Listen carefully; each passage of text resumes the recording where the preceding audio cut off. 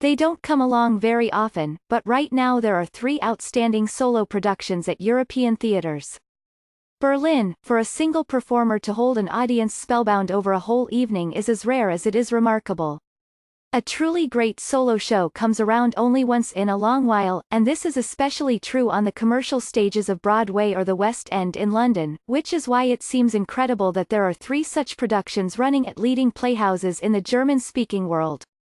The most unusual is Bohm, an ingenious puppet show at the Schauspiel Graz Theatre in Austria, about the life of one of Graz's most famous native sons, the conductor Karl Bohm (1894–1981).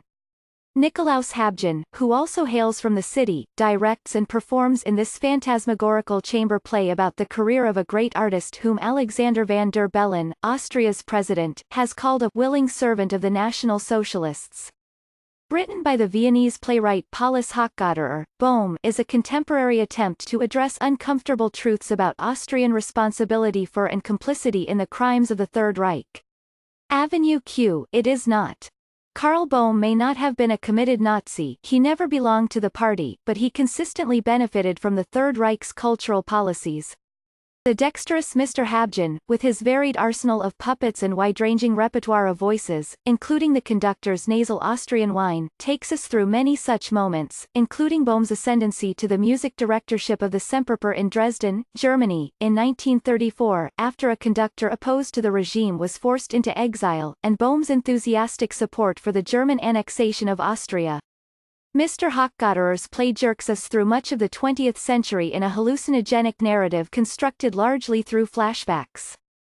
Various effigies depict the maestro as a cantankerous old man confined to his wheelchair in his final years or as a dictatorial, short-tempered perfectionist on the podium at the height of his career during the Nazi years.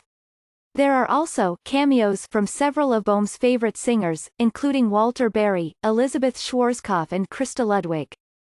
Mr. Habjan fluidly and expertly switches among life-size ventriloquists' dummies, rod puppets and, in one startlingly effective scene, a mask of the conductor, which Mr. Habjan, dressed in a tuxedo with tails, holds in place while clutching a baton in his other hand.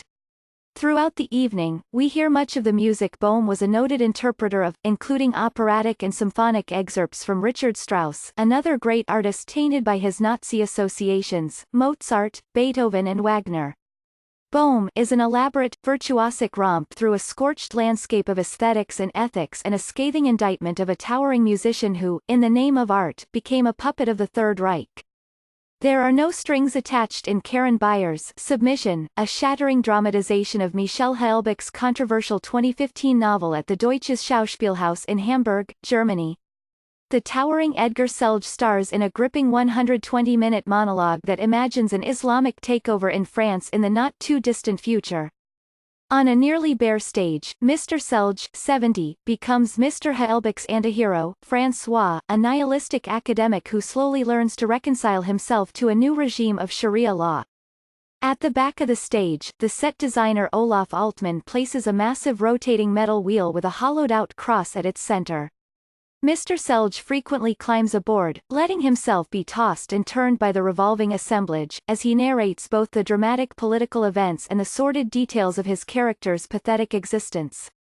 At first glance, Mr. Selge, who recently starred in Ms. Bayer's messy production of King Lear, seems far too distinguished to play Mr. Houellebecq's unsavory misanthrope.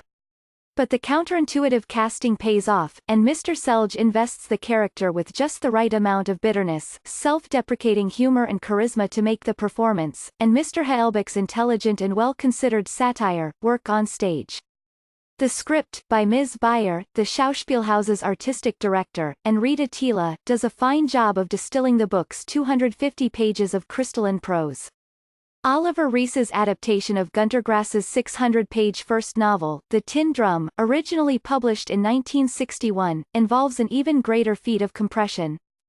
At the Berliner Ensemble, the storied theater in the German capital that Mr. Rees has led since last season, the young actor Nico Halanix disappears into the role of Oscar Matzerath, the novel's main character and one of 20th-century literature's most memorable narrators, a 4-year-old who decides to stop growing when the Nazis come to power and who spends the Third Reich banging incessantly on his toy drum and terrorizing the adults trying to curtail his percussive pastime with ear-splitting and glass-shattering shrieks.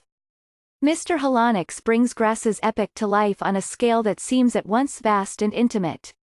Alone on stage battering his totemic drum, and looking the part of an oversized toddler in his waist-high shorts, suspenders and high socks, Mr. Halanix gives a seething, deeply unsettling performance as a stubborn, manipulative and wickedly funny protagonist.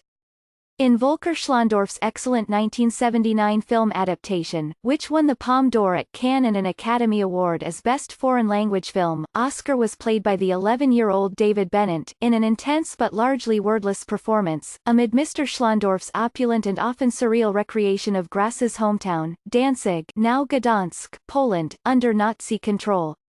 Mr. Halanix, alone on a nearly bare stage, needs to evoke that entire unseen world, and his mesmerizing performance succeeds utterly.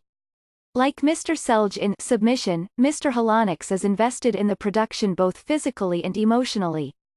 Conjuring up the novel's large cast of characters and its carnivalesque succession of hellish scenes, he quivers, shouts and fiercely drums. It is a headlong plunge into a dark psyche and an even darker world. For the duration of the intermissionless performance, it is blood-curdlingly persuasive. Even more than in Submission, the narration operates on a grand scale.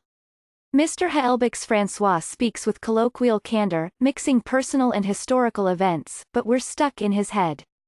The tin drums, highly unreliable narrator employs a more complex and fluid storytelling technique. Mr. Halanix captures Oscar's magnetism and his cunning, his performance oozes serpentine charm.